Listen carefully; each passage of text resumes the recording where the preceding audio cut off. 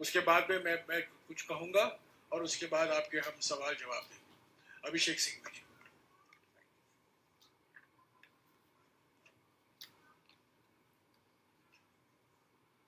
So friends, as usual in Hindi and English,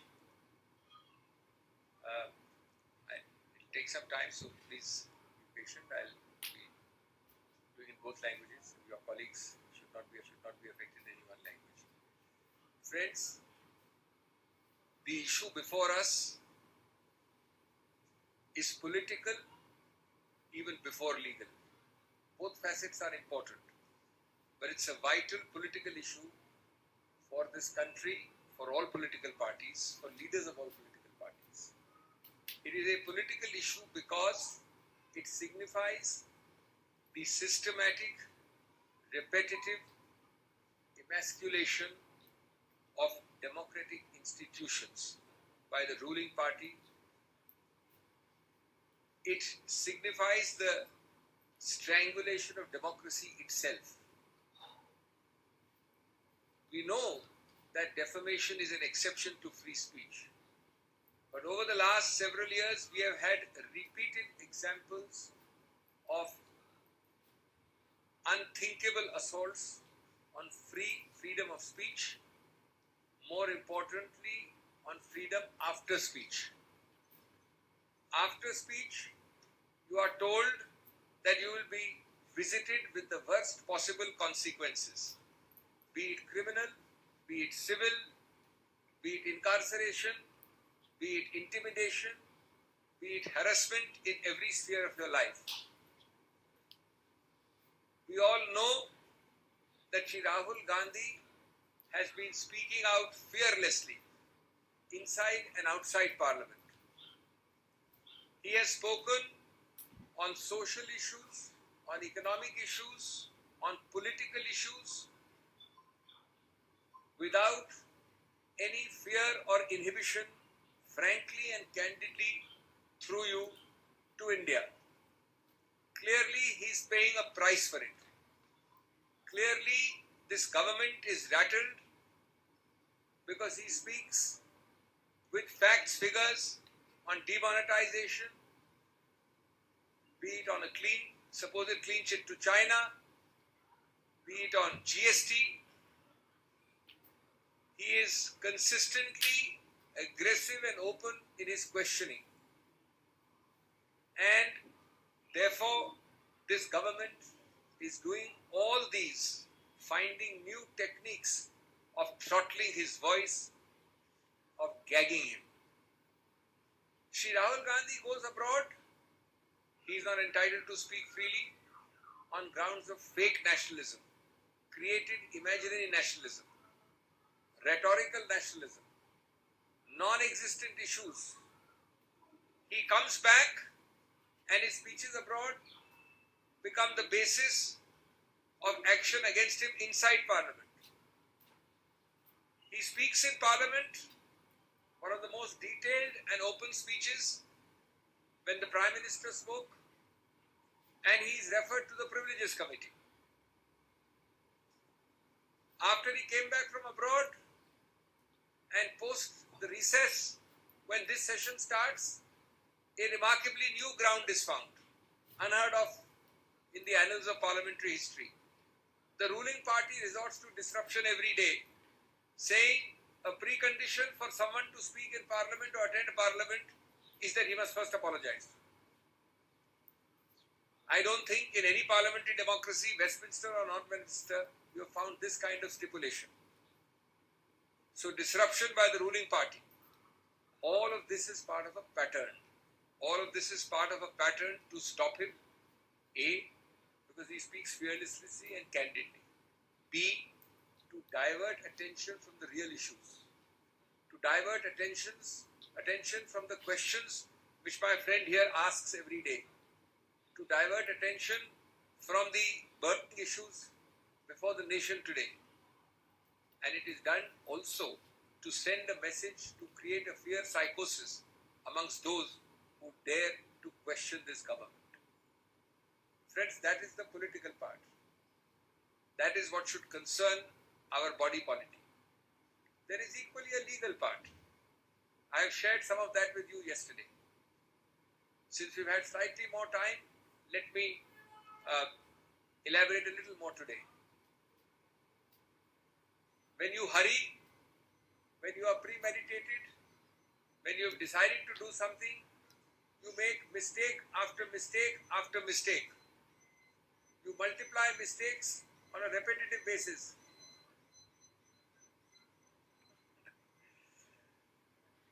Take for example, the alacrity with which you are moving. Within 24 hours, you are moving with amazing alacrity. I need to remind you that a few months ago, in a case of another political leader from Uttar Pradesh, belonging to the leading party in that state, the Supreme Court, quote unquote, when an immediate by-election was sought to be announced post disqualification of that person because of conviction, immediately, without waiting for that person to exhaust the legal remedies available, the Supreme Court in that case not only deferred the by-election, but then added, look with what alacrity have you proceeded. This is yet another example. But it gets curiouser and curiouser. As I told you yesterday, there is a provision created in law specifically called 202, which says if allegedly I commit a defamatory offence in place X, in this case Kolar, Karnataka, and if somebody chooses to sue me in Gujarat or Bihar, as in this case Surat, then the magistrate before whom a complaint is filed is mandatorily, I repeat, mandatorily obliged to conduct a preliminary inquiry as to whether he has jurisdiction to start and initiate the proceeding. He has to call for a report either himself or through the police or through agencies. To the best of our knowledge, this point is taken by Sri Gandhi's lawyers, noted in the judgment, and not decided. Admittedly, no inquiry is conducted because there is a tearing hurry to go ahead in a place which might well be without any jurisdiction at all, namely Surat, Gujarat. As I said, it gets curiouser and curiouser. I mentioned another example yesterday. I have the dates now. Let me walk you through it.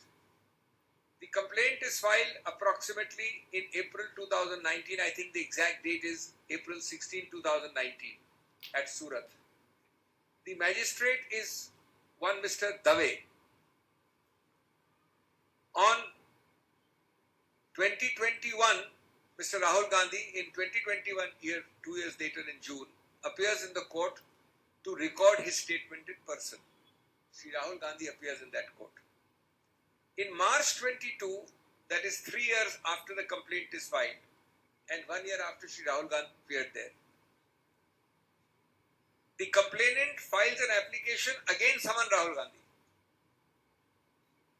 When that application is rejected, possibly by a firm magistrate, obviously he had been called, he had come a second time, you cannot harass people to come again and again, he rejects it. At that point, the complainant rushes to the High Court and gets a stay of his own complaint.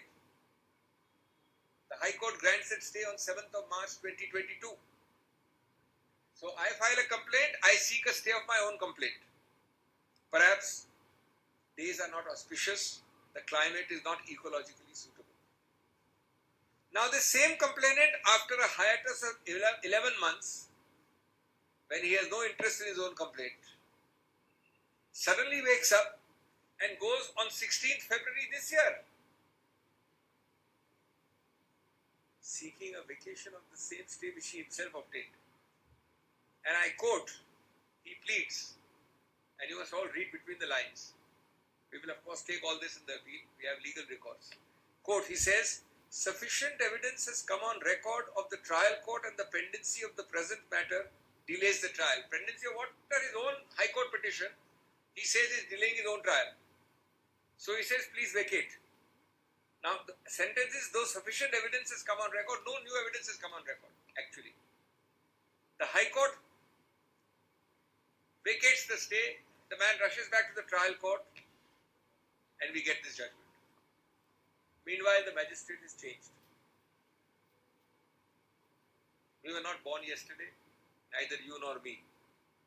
Chit bhi apni, pat bhi apni. There are many more disturbing features about this case. There is a point which we may or may not take. I'm not saying that everything Rahul Gandhi needs to take because he's fearless. He knows in his conscience. He has full reliance on the law. But there is a debatable issue. I'm only flagging the issue, which I did not mention yesterday. That though the conviction is by a court, in Rahul Gandhi's case, the disqualification under Article 103 of the Constitution has to be by the President of India. And under 103, the President of India has to first, before disqualifying Sri Rahul Gandhi, take an opinion, a recommendation from the Election Commission. Admittedly, it is not done. In the interest of fairness and completeness, I will let you know also that in a case called Lok Prahari, the Supreme Court has noted the argument of the Election Commission, which says, the Election Commission says, the Supreme Court does not so hold, that we do not need to go to the President with a recommendation because this is a court conviction. The President has no role in a court conviction case. Though this point is noted by the Supreme Court in the Lok Prahari case, it is not decided. The Election Commission, no doubt, has issued circulars saying, in such cases of conviction, we don't need to go to the Honorable President. But my question is a little different. If the Constitutional Article 103 says so, neither the practice of the Election Commission nor indeed a recordal of a submission of the Election Commission to the Supreme Court, nor indeed a recordal by the Supreme Court can change the Constitution. The highest law of the land is the Constitution. The text of the constitutional article cannot be diluted by a practical approach saying it's a conviction by a court, therefore precedent is excluded. That is itself a questionable exercise, this immediate issuance today of a disqualification, but we let it be. We are confident that we will get a stay of conviction. A stay of conviction will remove the very basis of this disqualification. This disqualification is nothing but consequential. When the foundation goes, namely the conviction is stayed, the consequences of an illegal foundation will also go. But obviously, as the Election Commission knows, as the Government of India knows, as the BJP knows, it takes time to draft, to file. They are taking advantage of that time, hot-footing it by these disqualification notices, but we have full faith in the law and the majesty of the law, and we believe that we will emerge victorious in the near future. दोस्तों, आज जो मुद्दे आपके समक्ष हैं, उनके दो व्यापक आयाम हैं. एक राजनीतिक है, एक कानूनी है. लेकिन राजनीतिक आयाम सबसे महत्वपूर्ण, सबसे व्यापक, सबसे अहम है. पहले मैं उसका जिक्र करूं संक्षेप में. पहला बिंदु उसका ये है कि जानबूझकर, बार-बार, सोच समझकर, एक सूझे बूझे तरीके से इस सरकार ने हर गणतांत्रिक संस्था को खत्म करने का प्रयत्न किया है, उसको चोक करने का प्रयत्न किया है, उसमें रोकथाम करने का प्रयत्न किया है. सबसे बड़ी संस्था उनके मायने में जो उनके लिए बाधा है, वो है स्वतंत्र, निष्पक्ष, निडर बोलना, बोलचाल, जो हमारे संविधान की एक महत्वाकांक्षा ही नहीं, एक मानव अधिकार है, मूलभूत. इस सरकार ने, इस केस की बात नहीं कर रहा हूं मैं, श्री राहुल गांधी, सैकड़ों केसेस में 2014 के बाद ऐसे येन केन प्रकारेण कदम उठाए हैं जो हर नागरिक के स्वतंत्र, निडर बोलने के अधिकार क्षेत्र में बाधा डालें, बार बार. और उसके उदाहरण आप जानते हैं. बोलने की स्वतंत्रता और बोलने के बाद की स्वतंत्रता, दोनों को सीधा निचोड़ने का प्रयत्न किया है सरकार ने बार बार. श्री राहुल गांधी, हम सब जानते हैं, ने निडरता से बार बार संसद के अंदर और संसद के बाहर अपने विचार रखे हैं, जनहित में रखे हैं, जनता के सामने रखे हैं, जनता के लिए रखे हैं। उन्होंने सामाजिक, आर्थिक, राजनीतिक, विदेश नीति इत्यादि इत्यादि सब मुद्दों पे पूरा बोला है, बिना झिझक के बोला है। और वो आज उसकी कीमत पा रहे हैं, क्योंकि उनके सवाल, उनके वक्तव्य अच्छे नहीं लगते उन लोगों को जिन्होंने वो गलतियां की हैं, जिसके बारे में विवरण करते हैं श्री राहुल गांधी। कभी डिमोनेटाइजेशन ले लें, कभी चीन को क्लीन चिट का मामला ले लें, कभी जीएसटी ले लें। ये सब मुद्दे वो हैं और इनके अलावा और भी हैं जो इस सरकार को, जिनसे घिन्न है और जो उठाते हैं उनको दंडित करना उनका अनिवार्य रूल है। राहुल गांधी विदेश जाते हैं तो बोल नहीं सकते। एक झूठे आडंबरी राष्ट्रवाद के आधार पर उनकी आवाज को रोका जाता है। एक अजीबोगरीब बनाई बनावटी राष्ट्रवाद का बहाना लेकर उन पे आरोप लगाए जाते हैं। बाहर गए उसके आधार पे जब वापस आते हैं तो कहते हैं कि आप यहां नहीं बोल सकते जब तक कि आप माफी नहीं मांगे। यहां आते हैं और उस दिन बोलते हैं संसद में, जब माननीय प्रधानमंत्री बोल रहे थे तो सरकार पूछती आपकी हिम्मत कैसे हुई सब बोलने की, सत्य बोलने की, साफ बोलने की, निडरता से बोलने की। हम आपको प्रिविलेज कमेटी भेजते हैं। और सबसे अजीबोगरीब जो मैं समझता हूं, किसी गणतांत्रिक, संसदीय गणतांत्रिक, लोकतांत्रिक देश में नहीं देखा गया, जब वो आके बोलते हैं तो सरकार खुद अवरुद्ध करती है संसद को। सरकार खुद करती है इस आधार पे कि पहले आप माफी मांगिए। ये कौन सी संसदीय प्रणाली के अंतर्गत है कि पहले आप माफी मांगिए, नहीं तो हम अवरुद्ध करेंगे, नहीं तो संसद चलेगी नहीं। तो ये इसी प्रक्रिया का एक और उदाहरण है, जहां मुंह खोले झूठे बेमानी केसेस दायर करिए, डराइए, धमकाइए, और हम आश्वस्त हैं कानूनी प्रक्रिया में कि हम जीतेंगे, स्टे ऑफ कन्विक्शन हमें मिलेगा। लेकिन जहां तक सरकार का सवाल है, उन्होंने ये सब प्रयत्न किए हैं, बार बार किए हैं। जहां तक कानूनी पक्ष है, मैं बड़े संक्षिप्त रूप में आपको बता दूं, कल बताया था मैंने, थोड़ा उसको और विस्तार से बता दूं, लेकिन संक्षिप्त रूप से, कि जब आप जल्दबाजी करते हैं तो गलतियों के ऊपर गलतियां करते हैं, संवैधानिक और कानूनी गलतियां करते हैं। मैं आपको 2-3 उदाहरण देके अपनी बात खत्म करना चाहता हूं। ये मामला, ये वारदात कोलार कर्नाटक में हुई, 2019 में हुई। उसकी कंप्लेंट कहां दर्ज की गई? सूरत, गुजरात में, 1-2 जगह और भी की गई, बिहार में, रांची में। तो जब ऐसा होता है कि वारदात, फौजदारी वारदात कहीं हुई हो अमुक जगह, और फौजदारी वारदात की कंप्लेंट किसी दूसरे प्रदेश में हो, तो कानून विधायिका ने बहुत पहले एक संशोधन द्वारा एक नया प्रावधान बनाया था, कई वर्ष हो गए, जो बाध्य है, जो स्पष्ट है कि जब ऐसा हो तो आपको एक 202 कहते हैं, उसके अंतर्गत एक निरीक्षण परीक्षण करना पड़ेगा, इंक्वायरी करनी पड़ेगी, या तो मजिस्ट्रेट खुद करे या पुलिस द्वारा करे, कि क्या उस मजिस्ट्रेट का अधिकार क्षेत्र बनता है।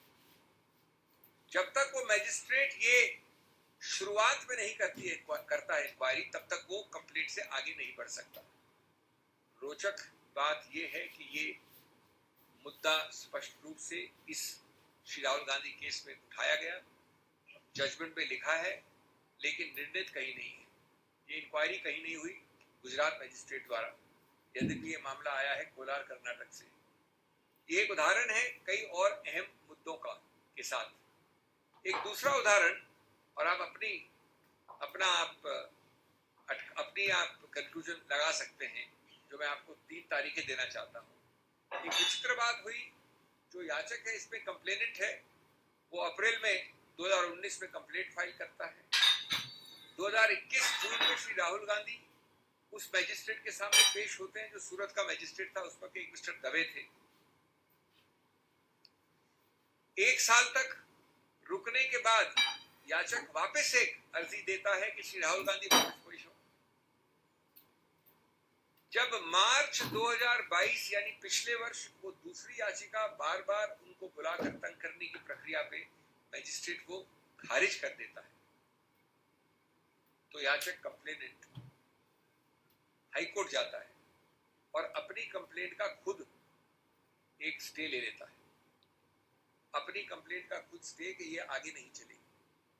1 साल तक वो पड़ी भी है, 11 महीने से उसका कुछ नहीं करता है, सब कुछ ठीक है उसके लिए। अचानक वो वापस जाके फरवरी इस वर्ष फरवरी में यानी पिछले महीने हाईकोर्ट को कहता है कि साहब अब काफी एविडेंस आ गई है, अब मैं अपनी खुद का स्टे को वापस लेना चाहता हूँ, स्टे को आप निरस्त कर दीजिए, यानी स्टे को स्टे कर दीजिए, स्टे को हटा दीजिए। हाईकोर्ट करता है और वापस जाके मैजिस्ट्रेट जो अभी तक बदल गया है, एक नया निर्णय आ जाता है जो अभी कल आया है। आप अपने आप चित भी अपनी पट भी अपनी, अपने आप लकीरों के बीच क्या हो रहा है समझ सकते हैं, संज्ञान कर सकते हैं। मैं अंत में ये कहूंगा, श्री राहुल गांधी की आवाज इतना आसान नहीं है दबाना, कांग्रेस की आवाज इतना आसान नहीं है दबाना। आप देख रहे हैं कल से आज और आगे चले एक अभियान, एक विरोध, चाहे वो डिस्ट्रिक्ट पे हो, ब्लॉक पे हो, प्रदेश पे हो, और चाहे वो संसद और संसद के बाहर हो।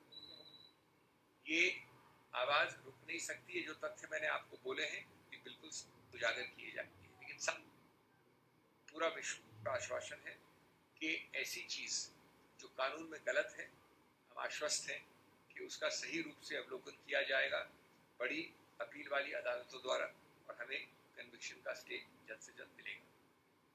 एक अंत में बात आपको और मैं शेयर कर लूं जो कल नहीं बोली थी।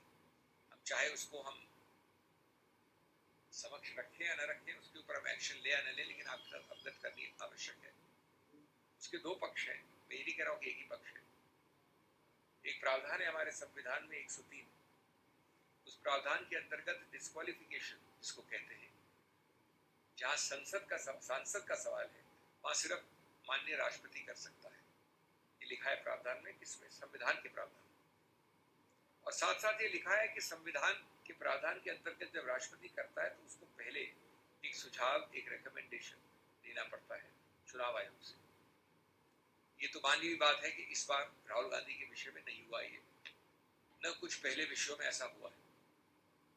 अब इसमें जो दूसरा पक्ष है वो ये है कि चुनाव आयोग का मानना है, और चुनाव आयोग इसी प्रक्रिया को फॉलो करती है और केसेस में, कि जब कन्विक्शन कोर्ट द्वारा है, न्यायपालिका द्वारा है, तो राष्ट्रपति के पास जाने की आवश्यकता नहीं है।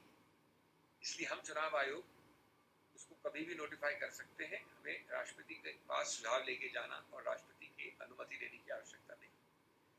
जो रोचक कानूनी मुद्दा इस पे उठता है वो ये है कि संविधान में जो लिखा है 103 में स्पष्ट लिखा है, उसको क्या चुनाव आयोग तो क्या उच्चतम न्यायालय भी क्या बदल सकता है? सिर्फ इस आधार पे एक केस था लोक प्रहरी का, उस केस में चुनाव आयोग ने स्टैंड अपना रखा था उच्चतम न्यायालय ने। उच्चतम न्यायालय ने ये नहीं कहा कि वो स्टैंड सही है या गलत है, लेकिन उसके बाद से चुनाव आयोग ने एक सर्कुलर निकाल रखा है जिसमें वो कहते हैं कि जहां पर कन्विक्शन कोर्ट द्वारा है वहां पर हम राष्ट्रपति के पास नहीं जाएंगे, न जाना आवश्यक है। तो ये एक विरोधाभास है। संविधान के टेक्स्ट को आप ज्यादा महत्व देंगे या चुनाव आयोग की प्रक्रिया को? इसका उत्तर मैं समझता हूँ सीधा है। तो ये भी एक शायद त्रुटि है इस प्रकार के 24 घंटे में निकाले हुए चुनाव आयोग के नोटिफिकेशन की। बहुत बहुत धन्यवाद। साथियों, जो अभी अभी सिंघवी जी ने कहा है, मैं 1-2 बात और कहना चाहता हूं।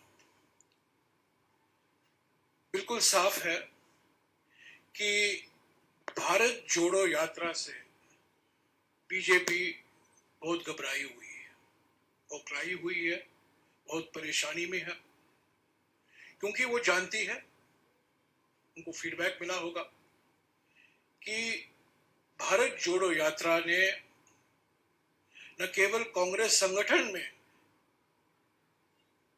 नई उमंग जगाई है, पर सारे देश में एक नई उत्साह, एक नया भविष्य का रास्ता दिखाया। कई महीने से वो भारत जोड़ो यात्रा को बदनाम करने में लगी हुई थी, और मैं समझता हूं कि आज जो हमने देखा है, ये डिस्क्वालिफिकेशन, एक तरह से आप देख सकते हैं कि जैसा कि अभिषेक सिंघवी जी ने कहा, राहुल जी को कीमत चुकानी पड़ी उस भारत जोड़ो यात्रा की सफलता के कारण। दूसरी बात, सिंघवी जी ने तो कहा कि 2014 से राहुल जी मोदी सरकार की नीयत और मोदी सरकार के नीतियों के खिलाफ अपनी आवाज संसद के अंदर और संसद के बाहर उठा रहे हैं।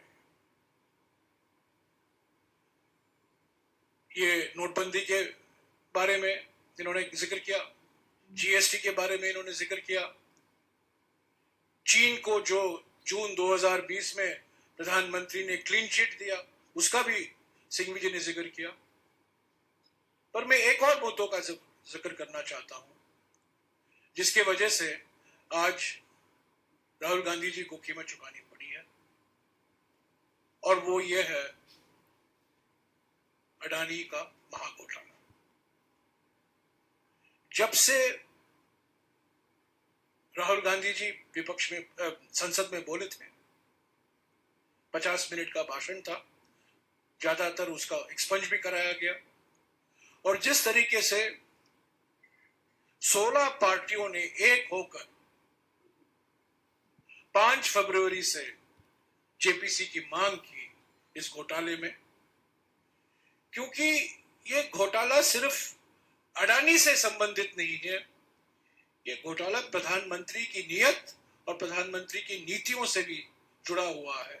इसीलिए हमने जेपीसी की मांग की, आज भी हमने मांग की, कल भी हम करेंगे, परसों भी हम करते रहेंगे। और इस अडानी घोटाले से ध्यान हटाने के लिए आज इनको कीमत चुकानी पड़ी है। तो एक तरफ राहुल गांधी जी की कोशिश और दूसरी तरफ प्रधानमंत्री की साजिश, ये साजिश बनाम कोशिश,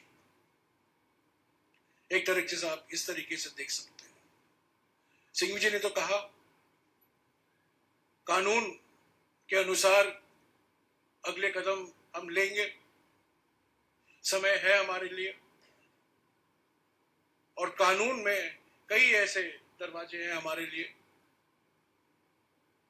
जो हम खटखटाएंगे। पर यह सिर्फ कानूनी मुद्दा नहीं है, ये मौलिक तौर से राजनीतिक मुद्दा है। मैं बार बार कह रहा हूं, आज भी दोहराऊंगा, ये प्रतिशोध की राजनीति, धमकी की राजनीति, उत्पीड़न की राजनीति का एक नतीजा है, एक मिसाल है। ईडी में करीब 60 घंटे का पूछताछ हुआ, आपको याद होगा पिछले साल, और भारत जोड़ो यात्रा के दौरान ऐसे एक सवाल उठाए गए यात्रा के बारे में, राहुल जी के बारे में। उनको संसद में तो पहले बोलने दिया गया 50 मिनट के लिए, 52 मिनट के लिए, बाद में जो उन्होंने कहा उसको एक्सपंज कराया गया, और उन्होंने स्पीकर से 3 बार निवेदन की, 3 बार, एक बार नहीं, 3 बार उनको लिखा भी कि मुझे मौका दीजिए। उन्होंने रूल भी उन्होंने स्पीकर साहब को बताया, 357 रूल, पर स्पीकर से कोई जवाब नहीं आया, औपचारिक तौर से कोई जवाब नहीं आया, उनको मौका ही नहीं दिया गया, और आज वो डिस्क्वालीफाई हो चुके हैं। तो ये कानूनी मुद्दा तो है, कानूनी तरीके अपनाएंगे, कानून में जो प्रावधान है सिंघवी साहब ने गिनाया है उस पर अगले कदम लिया जाएगा। पर ये राजनीतिक जो मुद्दे उठते हैं, आज 5 बजे को कांग्रेस अध्यक्ष ने सभी पीसीसी अध्यक्षों और सीएलपी लीडरों के साथ बैठक बुलाई है, इस पर हम विचार करेंगे। आज तो फाइनेंस बिल पास हो गया है लोकसभा में, तो सोमवार के बाद पार्लियामेंट का चलने की गुंजाइश मुझे तो नहीं दिखती है। पर हम अगले 4 महीने तक पार्लियामेंट तो नहीं चलेगा, अगला सत्र आएगा जुलाई के बीच में। अगले 4 महीने के लिए तो हमें इसको अलग अलग राज्यों में मुद्दा ले जाना पड़ेगा और ये राजनीतिक लड़ाई बरकरार रहेगी। हम इससे पीछे हटेंगे नहीं। राहुल गांधी जी कोई धमकी से डरने वाले नहीं है, और मैं फिर से दोहराऊंगा जो उन्होंने एक बार इसी मंच से कहा था आप लोगों को, जो खुद डरते हैं वो दूसरों को डराते हैं। क्योंकि नरेंद्र मोदी जी डरे हुए हैं, वो बार बार राहुल गांधी जी को और अन्य विपक्ष के नेताओं को डराते रहते हैं, धमकियां देते रहते हैं। अगर आपके कुछ सवाल हैं जो सिंघवी साहब ने कहा है, एक एक करके आप पूछेगा और सभी सवाल का जवाब सिंघवी साहब देंगे, एक एक करके। हाँ जी, रवि सिसोदिया जी।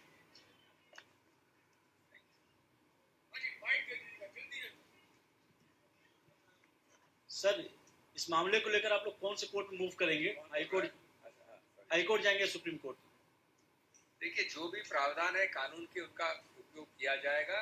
आमतौर पे इसके विरुद्ध सेशंस कोर्ट में जाती है अभी। नेक्स्ट सर मेरा सवाल आपसे ये है कि राजनीतिक तौर पर आप लड़ाई लड़ने की बात कर रहे हैं, लेकिन कांग्रेस ये बात अब तक बाहर क्यों नहीं समझा पा रही कि ये राहुल गांधी के पास के ऊपर जो मुकदमा लगा वो डेफेमेशन का केस है, कोई करप्शन का केस नहीं है। अगर आप राजनीतिक लड़ाई लड़ते हैं तो ये कैसे आप समझाएंगे, आप जनता की अदालत में कैसे लड़ेंगे इस केस को? भैया, अभी 24 घंटे हुए हैं, 2 प्रेस कॉन्फ्रेंस हो गई, इतने अभियान हो गए, इससे ज्यादा समझाने की आवश्यकता क्या है? 1.5 दिन में। और मैं समझता हूं कि आप लोग सब इससे कहीं ज्यादा इंटेलिजेंट है कि जानते हैं कि ये भ्रष्टाचार का केस नहीं, मानहानि का केस है। तो आपको थोड़ा समय देना पड़ेगा। मैं नहीं समझता कि कोई पार्टी 1.5-2 दिन में इतने सारी चीजें आपको कानूनी भी बता सके, राजनीतिक भी बता सके। इतनी बैठक भी हो गई है, इतने सारी चीजें आज सुबह भी हो गई है। तो ये तो सब आपके समक्ष, आपके सहयोग से पूरा प्रचार देश में है।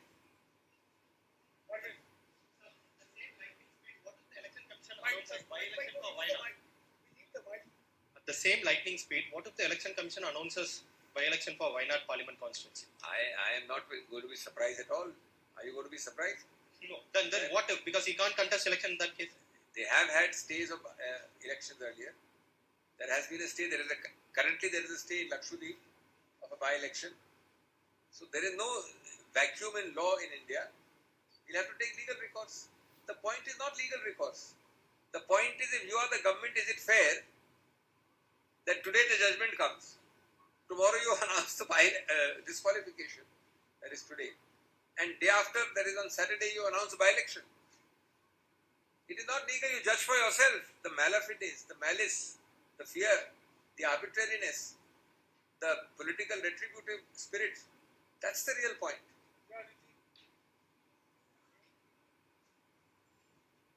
BJP President JP Nadda has in the morning attacked the Congress and Mr. Gandhi's comments, saying these are anti-other backward classes.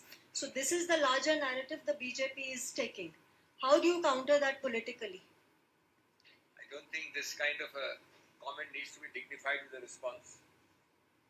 I think the context of a judgment where the entire machinery of BJP was there, they have not even taken this point even there. This great afterthought by the president of the BJP is truly an innovative afterthought which has not been taken by anybody, neither complainant nor anybody, nor the magistrate forward, nor anything else.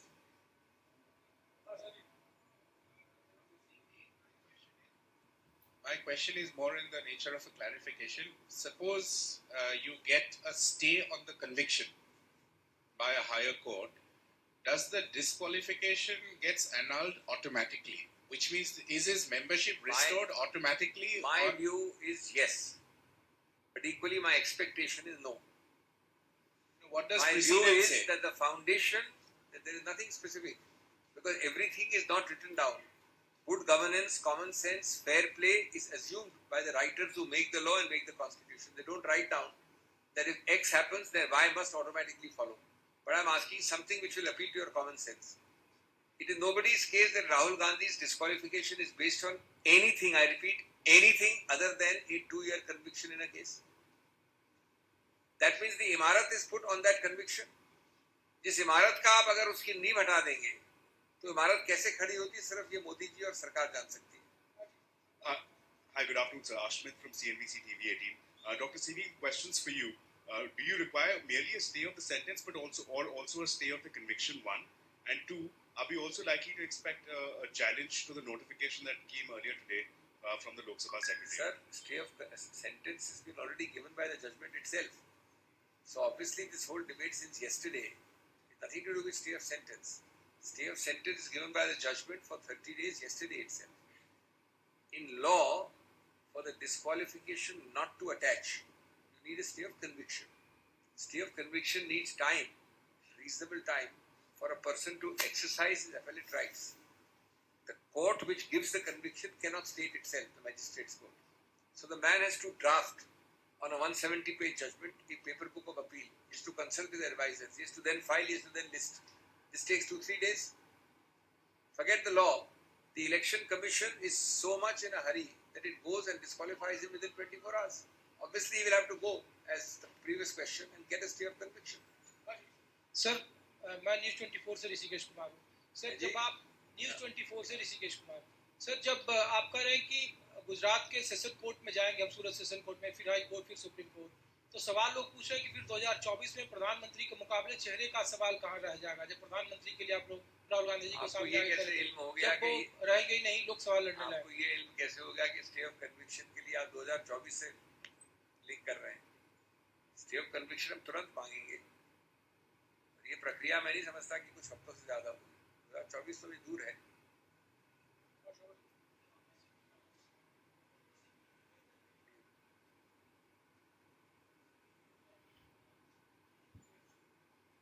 Next year, will this legal challenge of yours will be a race against time, because you also need to give Rahul Gandhi, or try to give Rahul Gandhi a chance to fight the next election?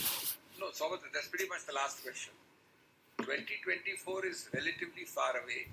We are talking of weeks. We are going to appellate court and the further court within days, and we are seeking not a final hearing of the conviction, we are seeking a stay of conviction. An interim stay of conviction is a much shorter procedure. If there is any delay in it, we go to the High Court and up to the Supreme Court.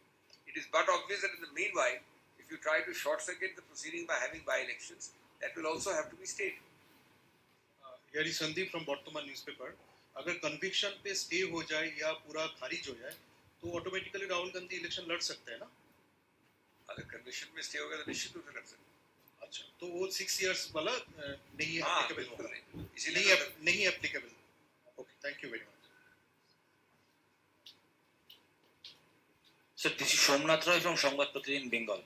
Sir ये जो battle है आपका, या legal के साथ साथ क्या politically भी लड़ेंगे, या तो कैसे?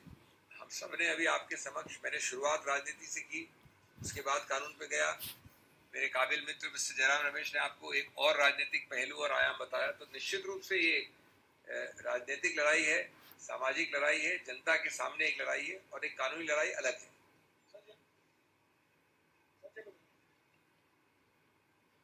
जयराम जी, आपने कहा प्रधानमंत्री ने साजिश की है, अभी आपने मंच से कहा कि साजिश को थोड़ा एक्सप्लेन करेंगे, थ्रेड कि कैसे साजिश कैसे हुई?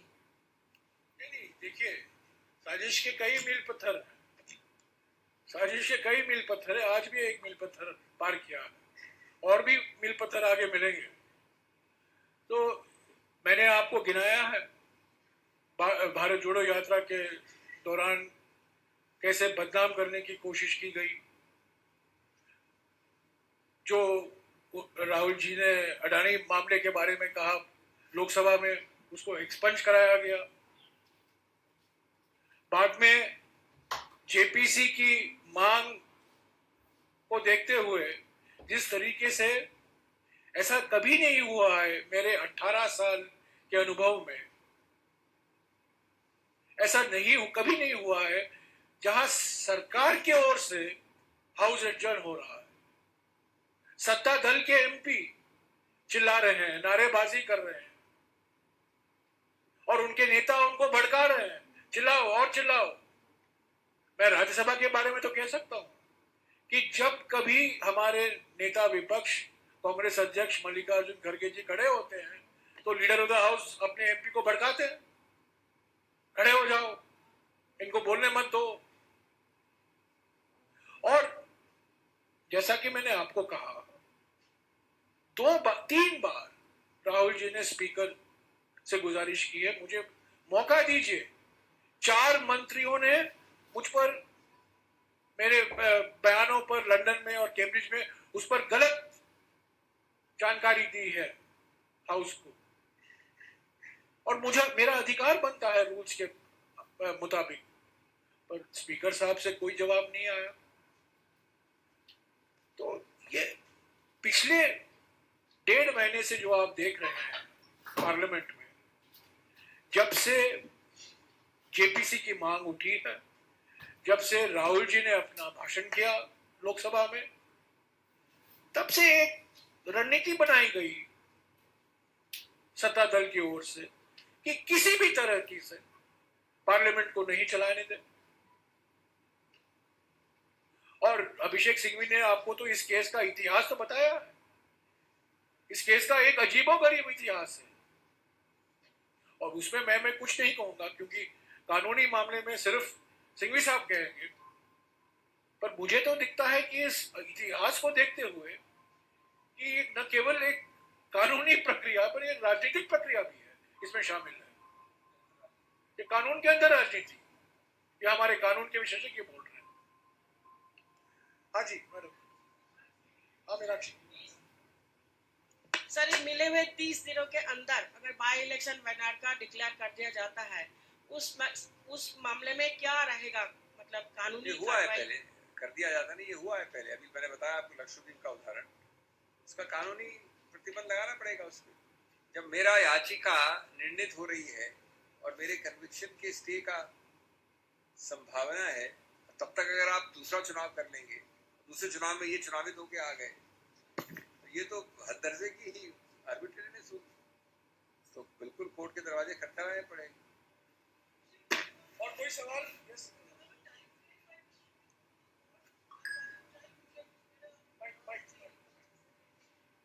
There's no time. There's no time frame. There's no time frame. It is logistics. The Honorable Election Commission, Speaker, ruling party all knows commonsensically there is a logistical issue. Consult lawyers, draft something, file something.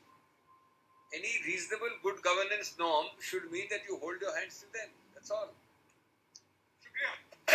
Shukriya. Thank you, Abhishek.